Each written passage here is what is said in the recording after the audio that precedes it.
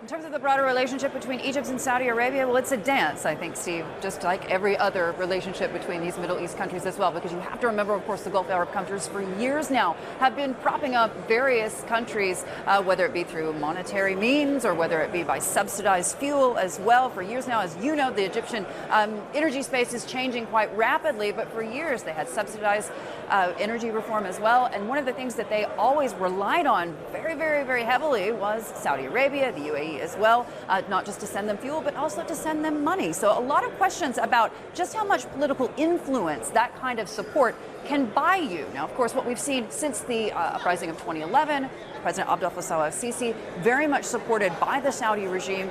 Also, a lot of questions about whether or not they would get involved in Yemen. Remember, within that Arab coalition as well, they declined to do that.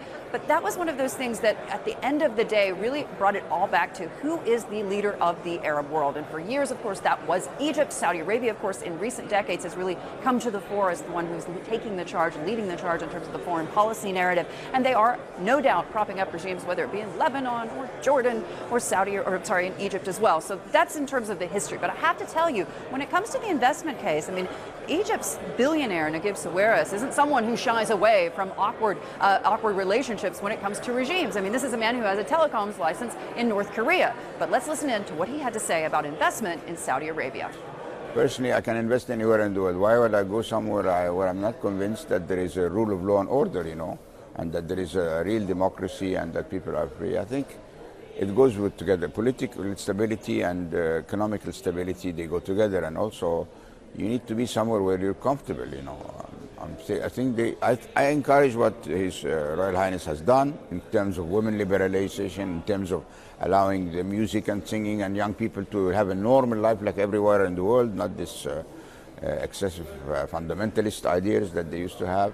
I encourage also his vision for the economy, but he needs to come straight on human rights.